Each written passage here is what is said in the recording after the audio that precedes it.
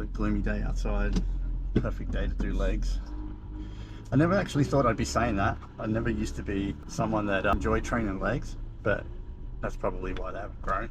So about 15, how old am I now? 47, 17 years ago, I was at my most depressed and anxious. And I say this like it means nothing, which it does. It's a big thing, but I've worked through it. So I'm talking about it like this because I've done the hard work with psychologists for a number of years to get through it. It was my absolute worst in life, and I hated myself. I hated the reflection in the mirror. I hated waking up every day with the same whole Groundhog Day experience with who I was as a person, my weight, everything like that.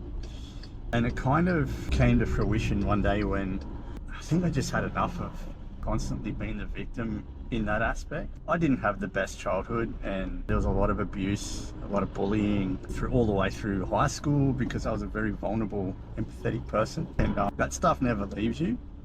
And they say you have a choice to be a victim or not, and it's true. It's true, and a lot of times, sometimes you don't have a choice. But ultimate accountability is like everything that happens in your life happens for a reason, right? And you make a choice sometime to get into a position where something does happen to you. I'm not saying that it happens to everyone, but this is just my encounter of it all. And a lot of the things that did happen to me was because I made a choice to bite back or to fight back or to not take shit, and then it compounded more and more. But I've done the hard work. So I got introduced to back into training. My wife went to an F45 session one day, and she came home and she was like exhausted, and she said, you gotta go. There's a class at 8 o'clock. And I was like, no, I don't really want to do that sort of HIIT training shit. And so I went, and I came back and I spewed my whole out, and I fucking loved it. And it was that moment I fell back in love with training again. Sounds a bit extreme, but it's the truth. And I was like, oh shit, this is how it feels, right? Endorphin rush, the out of control but in control type situation. So from that day forward, I haven't stopped training, only with injuries or some trauma or something happening in life. So from that day forward, I didn't stop. Everyone says, why is training so important to you? Because it's like my second psychologist, I guess. I get to go in there and lift weights, and the honest feedback is if you can or you can't do it. There's no other option. It's you either can lift it or you fucking can't lift it, and there's no more honesty and brutality than that, right? So I fixed myself onto the point where I needed to train. I needed that endorphin rush. I needed that fix. I needed to feel human. And obviously with training comes healthy eating, because you start getting a buzz and you really want to improve, and then the weight starts falling off, and then you start feeling better about yourself because you see the differences. And then once you see the differences, it's just a snowball effect, and you just keep going and going and going, and then you get to a point where you are either super fit or super content with the person that you're becoming or the body that you're in. And it's not always about looks. For me, it's never about looks, it's about feelings. I need to feel in control. That's probably the best way to put it. And if you have a body that kind of reflects your attitude, your mentality, and your output, it's a good sign that you're on the right track. Is having a six-pack the definition of healthy? No, it's not, in my opinion. It's the definition of being able to be in a deficit for a very long time and able to handle that. Having a body that you can feel sexy in, or you can feel masculine or feminine, depending on however you want to feel, like that's a great feeling. I don't necessarily have a lean body all year round. I actually let myself have a little bit of flexibility, especially when it comes to winter months, where I like to keep cozy and get a couple of layers on. But I've trained myself well enough to have the knowledge on how to increase and decrease caloric intake, so I can counteract that and be at whatever body type that I feel like. But I'm also well aware that things happen in life like trauma, and for me especially, and it's not the same with everybody else out there, when trauma happens to me, I obviously go back to food, because when I was younger and I went through the bullying and the abuse and stuff like that, food was my best friend. Food was the one thing I could count on that would always make me feel good and never judge me. And when I went through some trauma last year, instantly went back to food and diet and ate. I didn't eat like a pig, but I ate a lot less strategically. and I put on probably 4 kilos, which now that I'm back into the gym lifting weights and training proper and dialing in my nutrition, I'll take it off pretty quickly. But if I didn't have the skill set and the mindset to let that happen, but also take back control of it, then I probably would have spiraled into a big bowl of depression like I was 17 years ago. And that comes down to learning nutrition for me. When I started to learn nutrition and what fuels you, what do you need, when and where, and when can you back off and when can you increase? Is your training intake doubling, tripling? Do you need more carbohydrates in your system so you can counteract that energy balance or energy loss? Can I eat more on the days where I do and don't train?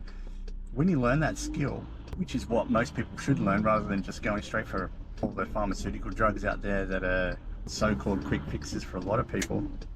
If you learn that skill on nutrition, it becomes second nature. And it's like now I'm like a Rain Man when I'm at the shops and I'm looking at food and I can just memorize and visualize the calories and the macros and micros that make up each thing, so I can work out, oh, is this going to fit in with my nutrition? Am I able to dial in on that? Something new's come on the market, oh, how is that going to be incorporated into my diet? And that's a huge skill set that I learned, which now obviously is second nature. It's habitual. So I've learnt that skill set. So when I go back to 17 years ago when I was at my most depressed, I ate whatever I wanted.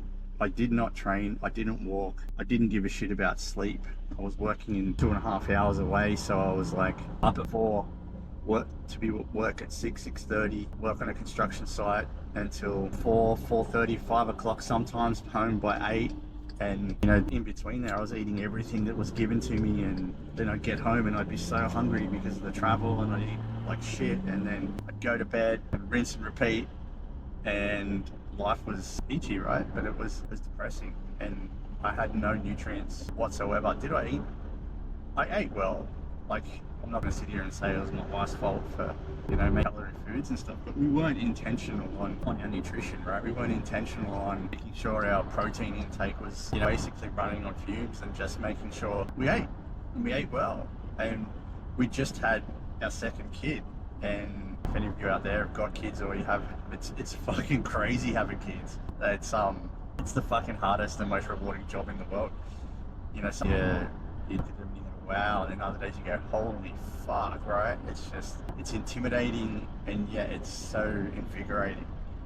There's no manual. You're just thrown into this world of chaos and trying to feed something that's about skin and bones and has no way of communicating other than crying and burping and shitting and all the rest of that stuff. So when you throw that into life, it just, oh man, it's bloody crazy. So if you don't have control over your nutrition or your food intake, and if you don't have control over your output, like getting some of exercise to help with your mental health, especially when life has chaos in it, it's really, really hard. So for me, training is fundamental to my headspace. And if I don't have it, I know I feel like shit.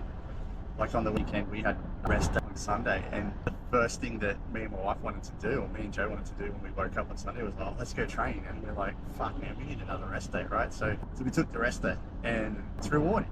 It's absolutely rewarding. So if you don't have control when chaos comes, and you are or have been a victim before, or you have had some form of trauma, or you've used food as a crutch, then the likelihood of it happening again is pretty high. And this is not for everybody. This is not a cookie cutter approach. Like, there are people out there that can stay on 5% body fat their entire life, and they live a happy and fulfilled life, and that's fantastic.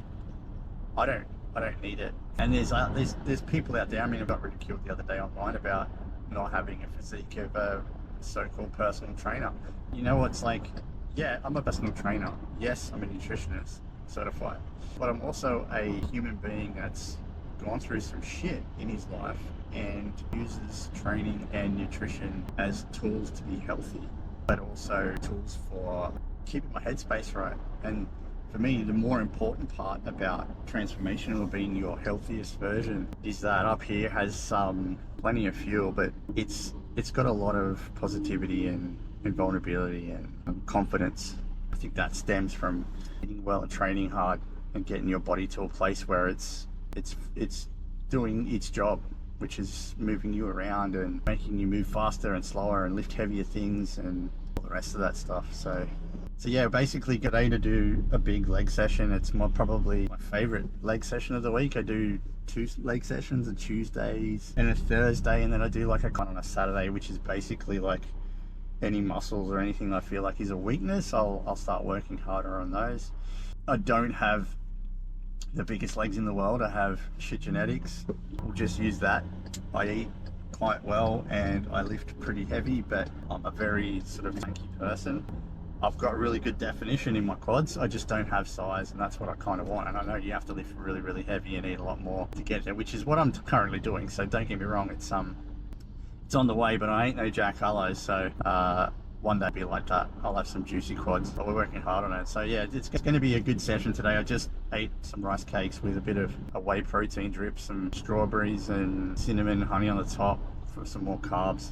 And that's kind of going to fuel the leg session for today, which is about an hour and a half, I think, after I warm up, get the tunes on, and then we get on with the rest of the day. Today is probably going to be editing content day today and some YouTube videos to do, and which I'm really enjoying, getting back into long form content, which is great. It's something that I haven't done for a very long time. I'm very sporadic at content. I find is really, really hard. It's time consuming, and I don't have an editor or anything like that a lot of people do have. I just have just me, and people ask why don't you, and I'm like, I like control. I like to put the content out how I like it, and is that saving me time? No, it's costing me a lot, but it is what it is. I'd much rather be able to do that. I'm no James Smith or Adam Sullivan and have a team of content guys behind the scenes that can just whip out 100 reels a day and a nice shiny brand new YouTube video that looks quite good. And I do polish it a little bit, but I just like the raw reality of life, and I think it's important. Like, a lot of people warm to me because I'm a normal person and I'm not trying to be fake, and in this day and age it's really hard to make you stand, like to stand out in the area that you want to be in. I don't have any aspirations to have millions of followers. I think that would have a detrimental impact on my headspace. I've been thinking about that a lot lately. The amount of either good and bad comments, the amount of good and bad DMs you'd get, it would just be crazy. And I think it would be a fun job trying to keep up with that. And I don't have time for that shit. I think it's knowing who I am, and if I got, which you do get, a ton of hate that would put me off, I'd probably buckle a little bit, I think. Just like someone said to me the other day, you might not have a big following, but the people that do follow you really enjoy the content that you put out, because of the messages that you get back are really, really positive. And there's a lot of negative, but that's okay. I'm all right with that now. I've learned to deal with it. I just find the whole social media thing really egotistical, and it's just basically a farm for vanity. That's what I find it to be. Everyone's measuring their life on their data and their metrics and their ROI on each reel or bit of content, and how many likes and how much shares and how many comments. I find myself falling into that trap sometimes, because there'll be moments like, oh fuck, this reel's going to be good. It's really heartfelt. It talks about hard-hitting stuff, and then it flops like a bag of shit. And then you'll do a review of somebody else's bit of content, and that'll go off, and then you get people going, oh, you're just trying to get followers off the back of that content, and which I'm not. It's just that I find that content was either offensive or a bit of shit. So the whole social media games, it's like doing it for a long time, and I've posted like 1,800 pieces of content on Instagram, and I'm sitting at like 2,500 followers, and people just go, how can that happen? And it's like, well, either my content's shit, which probably is, or it's just not controversial enough. And I guess someone said to me the other day, you need to have a controversial opinion on something. What for? My opinions aren't going to matter to the masses. I don't want to be someone that goes and says something like some lean girl said the other day, and just took the piss out of personal trainers that might be a little bit overweight. Like, I don't want to say shit like that, because I don't need the likes and follows. Like, I don't want to go turbo viral for the wrong reasons. And if that restricts me from having a massive following, then that's fine. I'm okay with that, because my values are more important to me than my vanity metrics. So I don't give a shit about having a massive amount of followers. It doesn't serve a purpose to me. So will it increase business? Yeah, probably, but I don't think I'd much rather do what I'm doing now and be content and happy and still have a family life than have millions of followers that I can have to keep up appearances with. and have to sift through all the hate, all the love, all the rest of that stuff. It's a big responsibility. Even so, I said the other day, people that do have a mass following have a massive responsibility to be accurate, I think, and not be a dickhead online. Stop trying to rage bait people and just for likes and follows. It's like all this big fucking looks maxing shit. It's terrible, and it's teaching younger generation, like my teenage sons, like the wrong thing. Like punching yourself in the fucking jaw to get a chisel. I mean, fuck off. Like honestly, fucking punching one of them in the head. But like that and peptides are the biggest spoken thing about online at the moment, which is fucking crazy because they're so-called shortcuts to look better and feel better about yourself. Not enough info on peptides yet. I'm a little bit scared to start taking them or to try them because there's not enough info on them, in my opinion, to let me know what the possible side effects could be on humans. They've been tested on animals, not humans. Humans that have tried them, and I know that there's a lot of good results, but there's also a lot of shit ones and a lot of people in hospital from either not administering the peptide properly or got awful after effects from them. So be clear from those from now. Just become naturally old and injured and that. So anyway, pulling up to the gym now, just a little bit of an insight into who I am and why I train and why I do all this. It's important for me to have the outlet. It's like normally I'm at the gym at 5 a.m, 9 a.m. today. But we're sick at the moment. She's got the flu that my young fella gave her and we're away from the gym. So I decided to go have a good sleep today, which normally I don't probably have 6-7 hours sleep at night. I managed to get 8.5 good quality sleep last night, which is good, and I feel better for it. I'm glad I did do it, and hopefully I've got some energy to do the legs today because it's going to be a tough session. Ugh, that's for sure. But I've eaten a good little snack beforehand, and I'm about to have a bit of pre-workout with some creatine and taurine in there as well for recovery and muscle endurance. Probably too that long to warm up, to do some bands and stretching and all the rest of it.